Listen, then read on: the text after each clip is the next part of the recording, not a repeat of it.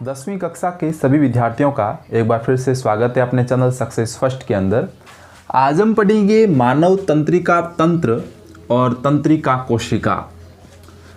अगर हम बात करें मानव तंत्रिका तंत्र की, तो हमारे शरीर के अंदर, मनुष्य के शरीर के अंदर कई सारे अंग होते हैं। क्या होते हैं? बहुत सारे अंग होते हैं, कई अंग होते हैं। और इन अंगों के मध्य जो नियंत्रण और समन्वय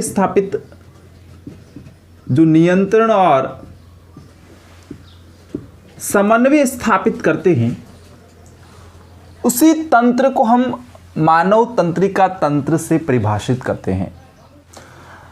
आगे हम बात करते हैं कि ये जो मानव का तंत्रिका तंत्र है, मानव तंत्रिका तंत्र के अंदर एक संरचनात्मक व क्रियात्मक इकाई कार्य करती है। संरचनात्मक व क्रियात्मक इकाई।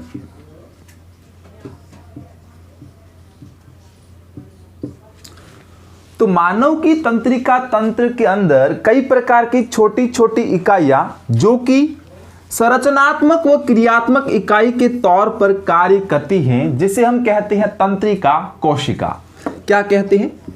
तंत्रिका कोशिका कहते हैं। इसी को हम कह सकते हैं न्यूरॉन। इसी को हम क्या कह सकते हैं? न्यूरॉन कह सकते हैं।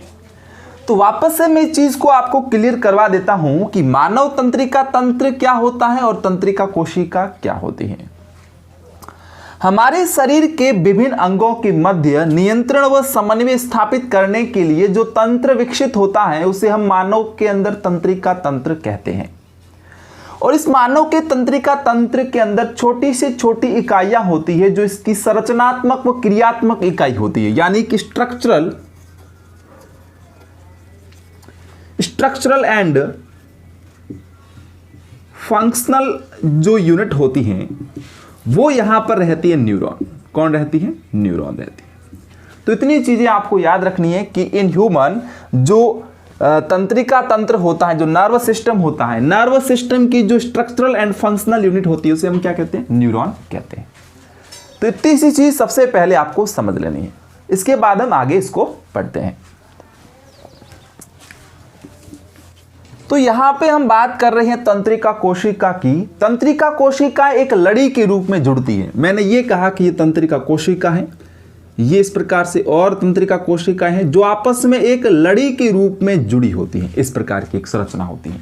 तो आप क्या याद रखोगे कि तंत्रिका तंत्र के अंदर विभिन्न प्रकार की तंत्रिका कोशिकाएं होती हैं जो किस प्रकार से लड़ी नुमा संरचना बनाती हैं। अब दूसरी चीज समझे, मानव के अंदर क्या होता है? मानव के अंदर संवेदी अंग पाए जाते हैं। क्या पाए जाते हैं? संवेदी अंग पाए जाते हैं। और ये संवेदी अंग कौन कौन से हो सकते हैं उसको देखिएगा।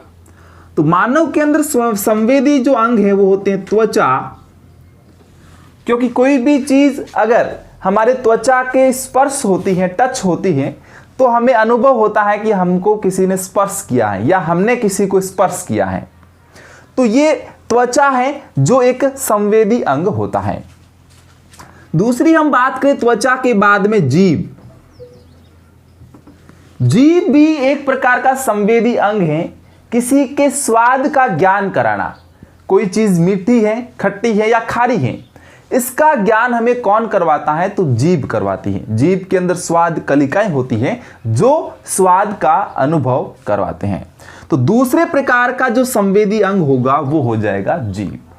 थर्ड हम बात करते हैं तीसरे बिंदु पर। तो तीसरे बिंदु पर आ जाएगा कान, सुनने के लिए, आंखें देखने के लिए, नाक सूंघने के लिए। त्वचा, जीभ, कान, आंख, नाक, ये मनुष्य के अंदर संवेदी अंग हैं जो विभिन्न प्रकार के संवेदनाओं को हमारे शरीर के मस्तिष्क तक भेजने का कार्य करते हैं। तो देखिए, पहला हो गया त्वचा, दूसरा हो गया जीभ, तीसरा हो गया कान, चौथा हो गया आंख, पांचवा हो गया नाक। ये क्या है? ये संवेदी अंग है। किसके अंदर? मनुष्य के अंदर। नेक्स्ट बात करते हैं हम। इन संवेदी अंगों द्वारा जो उद्दीपन होते हैं, क्या होते हैं? उद्दीपन।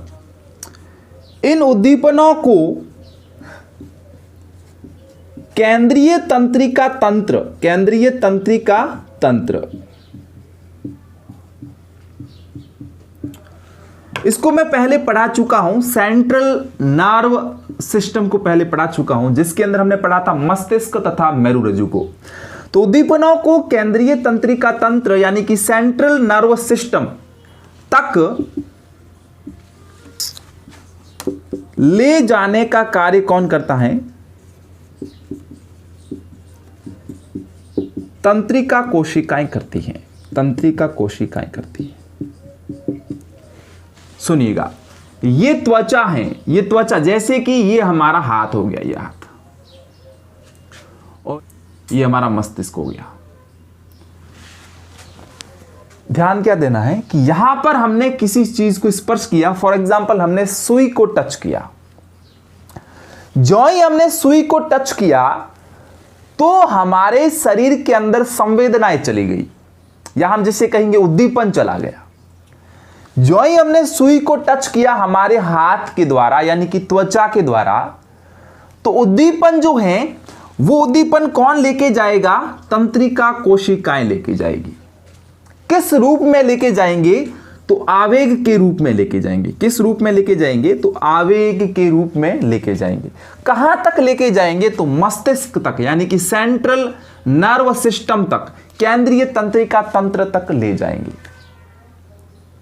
तो ये प्रोसेस आपको सबसे पहले याद रखनी है कि तंत्रिका कोशिका जो है वो उद्दीपनों को संवेदी अंगों से मस्तिष्क तक ले जाने का या केंद्रीय तंत्रिका तंत्र तक ले जाने का जो कार्य है वो करती है। इतनी सी बात आपको यहां से समझ में आ चुकी होगी। आगे हम बात करते हैं तंत्रिका कोशिका की संरचना की। तंत्रिका कोशिका का जो पहला भाग होता है उसे हम कहते हैं द्रुमाक्षय। दूसरा भाग होता है कोशिका काय,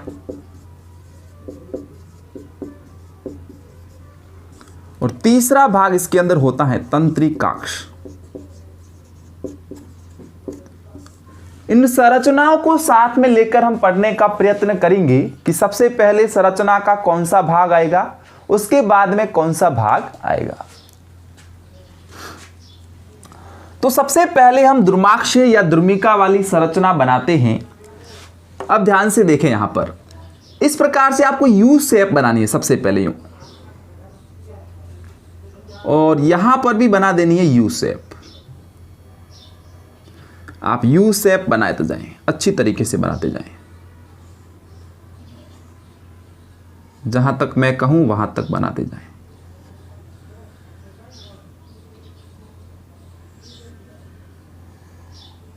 बस यहां तक आपको क्या बना देना है?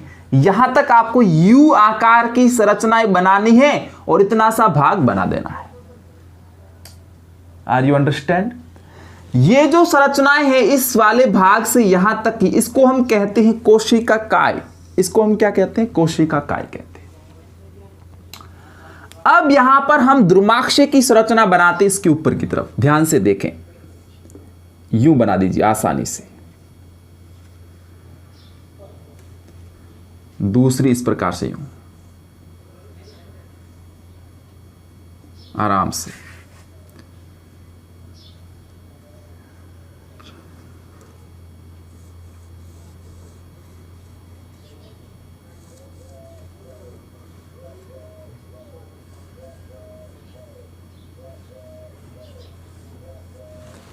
इतनी सी संरचनाएं आपको यहां से बना देनी है। इसके अंदर हमने बनाया था कोशिका काय, और कोशिका काय वाली संरचना के बाहर की तरफ जो हमने शाखानुमा संरचना बनाई इसको हम कहते हैं द्रुमाक्षय। क्या कहते हैं? द्रुमाक्षय। इसके भीतर यहां पर रहता है केंद्रक। क्या रहता है? केंद्रक रहता है। अब इस संरचना को हम आगे की ओर बढ़ाते हैं। इसको थोड़ा सा पतला कर देना आप, थोड़ा सा पतला, ज्यादा नहीं, थोड़ा सा।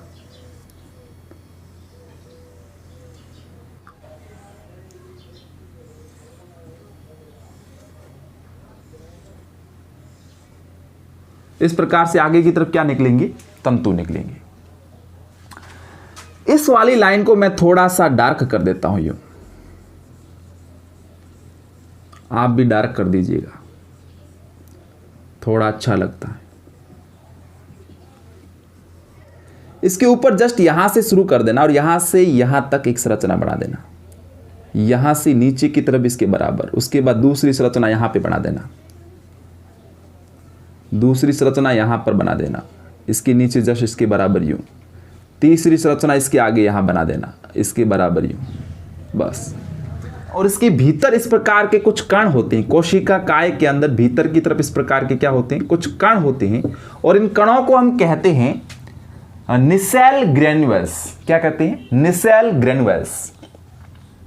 अब हम क्या करेंगे, अब हम इस रचना को नामांकित कर देते हैं, और नामांकित करने से पहले मैं कुछ चीजें आपको बता देना चाहता हूं।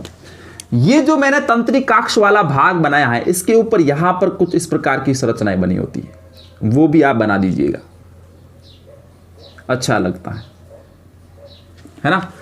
तो ये कुछ अच्छी सी संरचना हमने बना दी। ये संरचना किसकी है? ये संरचना है तंत्रिका कोशिका की, या हम इसे कह सकते हैं न्यूरॉन। अब हम इसको एक बार नामांकित कर देते हैं। ये वाला जो भाग है, इस वाले को हम क्या कहेंगे? द्रुमाक्षय कहेंगे, द्रुमाक्षय, द्रुमाक्षय। और इसके बाद ये जो यहां से इस रचना रहती है इतनी सी, इस रचना को हम क्या कहेंगे? कोशिका काय कहेंगे, कोशिका काय।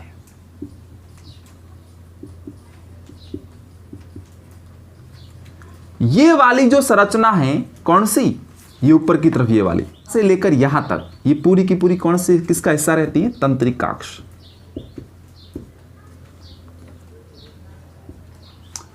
तो ये संरचना ऊपर की तरफ रहती है तंत्रिकाक्ष की, ये कोशिका काय की, और ये रहती है द्रुमिका या द्रुमाक्षय की। द्रुमाक्षय को हम क्या कहते हैं? डेंड्रॉन बोलते हैं, डेंड्रॉन। कोशिका काय को हम कहते हैं सेल बॉडी, सेल बॉडी। ये वाला भाग है, इस संरचना को हम कहते हैं केंद्रक, इसको हम कहते हैं केंद्रक, यानी कि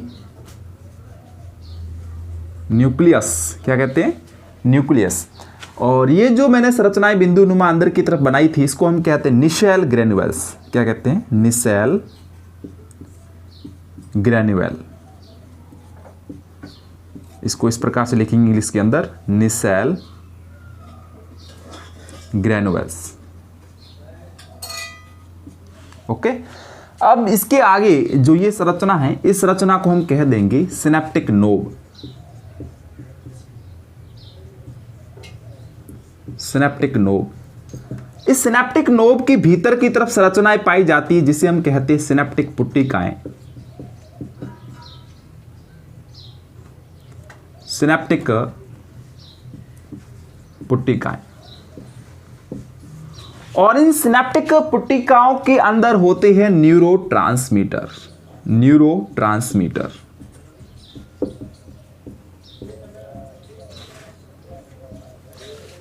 इन सिनेप्टिक पुट्टिकाओं के भीतर की तरफ क्या पाए जाते हैं? न्यूरोट्रांसमीटर पाए जाते हैं, जो तंत्रिकी आवेग संचरण की गति को बढ़ा देते हैं। तो ये तो हमारा हो गया स्ट्रक्चर। किसका स्ट्रक्चर हो गया? ये हमारा स्ट्रक्चर हो गया न्यूरॉन का। आपको एक एग्जाम के अंदर पूछा जा सकता है प्रश्न कि न्यूरोट्रांसमीटर क्या होते हैं तथा ये कितने टाइप के हो सकते हैं।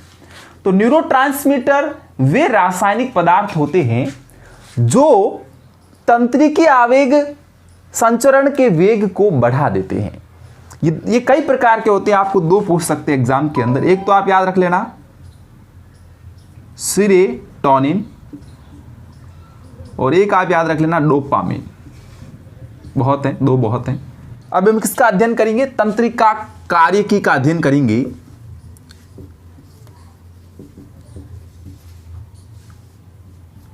तंत्रिका कार्यकी का मतलब होता है कि मानव के अंदर जो तंत्रिकी आवेग का संचरण है वो किस प्रकार से होता है।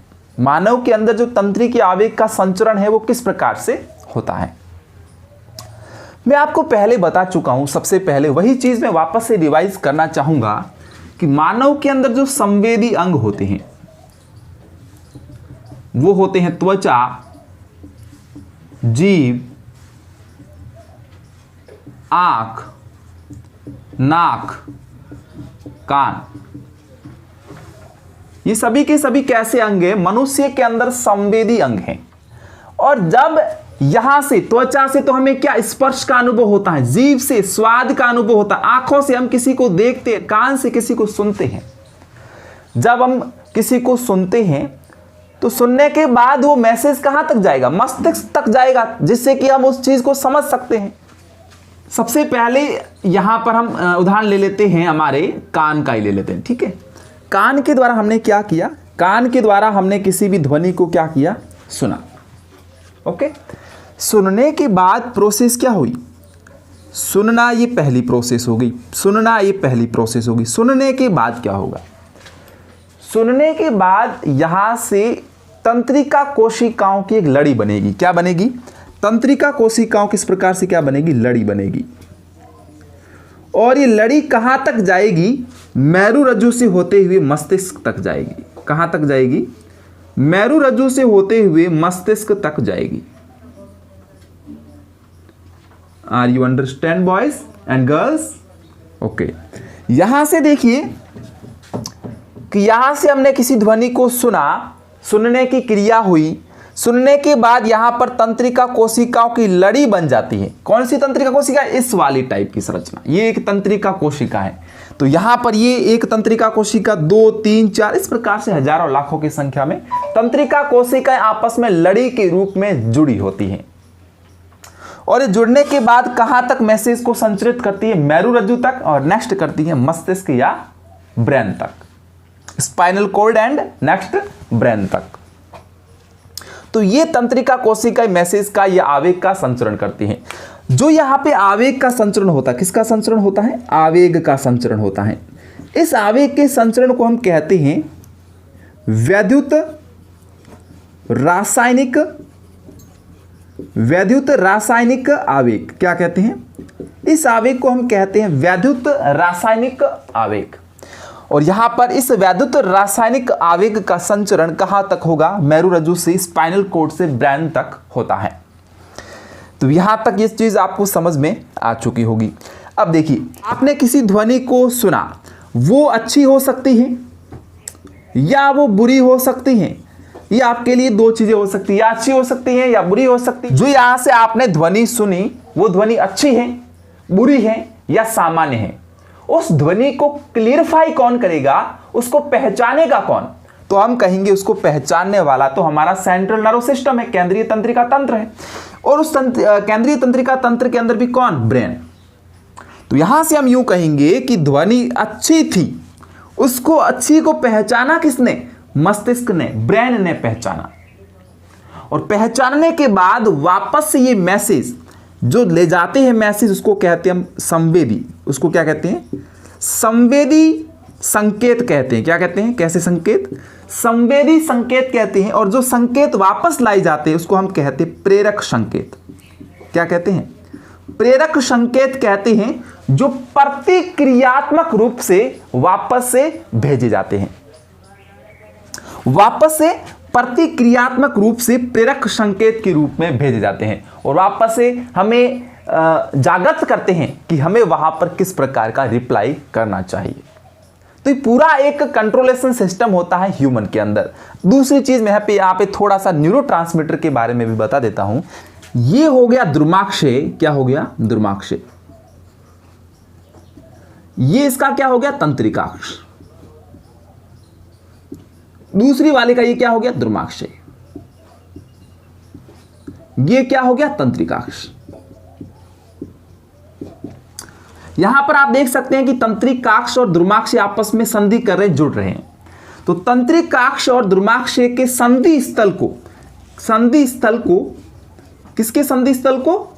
तंत्रिकाक्ष व दुर्माक्षय के संधि स्थल को हम एक नाम से जानते हैं, जिसे हम कहते हैं सिनेप्स। क्या कहते हैं? सिनेप्स। सिनेप्स होता है जहां पर तंत्रिकाक्ष और दुर्माक्षय दोनों आपस में क्या करते हैं? जोड़ करते हैं, संधि बनाते हैं। अंडरस्टैंड? इसके बाद हम बात करें कि मैसेज का संचरण यहां से यहां तक होता है बहुत तेज गति से, लेकिन ज्यों ज्यों तंत्रिकाक्ष तक मैसेज जाता है त्यों त्यों उसका जो है उसकी गति शिथिल होती जाती है। जो ही ये तंत्रिकाक्ष के आखिरी सिरे यानी कि सिनेप्टिक नोब में आ जाता है, यानी कि सिनेप्टिक पुट्टिका में आ जाता है, यानी कि वहां पर क्या होते हैं, न्यूरोट्रांसमीटर होते हैं। यहां पर क्या होते हैं, न्यूरोट्रांसमीटर होते हैं जो वापस से तंत्रिकी आवेग के संचरण की गति को तेज कर देते हैं, बढ़ा देते हैं। तो परीक्षा के अंदर ये भी प्रश्न पूछे जाते हैं कि न्यूरोट्रांसमीटर का क्या कार्य होता है, तो हम कहेंगे कि हमारे शरीर के अंदर तंत्रिकी आवेग संचरण की गति को बढ़ाने के लिए सिनेप्टिक नोब के अंदर सिनेप्टिक पुट्टिकाएं होती हैं, जिसके अंदर बहुत सारे न्यूरोट्रांसमीटर होते हैं जो रासायनिक पदार्थ होते हैं जो कि तंत्रिकी आवेग के संचरण की गति को बढ़ा देते हैं। आप यहां से समझ चुके होंगे इस चीज को। तो ये कंप्लीट स्ट्रक्चर एंड कंप्लीट जो है वो वर्क बेस रहता है एक न्यूरॉन का, एक तंत्रिका कोशिका का। अगर आपको यहां से वीडियो समझ में आ चुका है तो कर दीजिए लाइक, चैनल को कर दीजिए सब्सक्राइब। लगातार हमारे साथ आपका जुड़ना ये हमारे लिए एक सौभाग्य की बात है। आप हमारे साथ लगातार जुड़े हुए हो, इसलिए आप सभी प्रिय विद्यार्थियों का हमेशा की तरह बहुत बहुत धन्यवाद।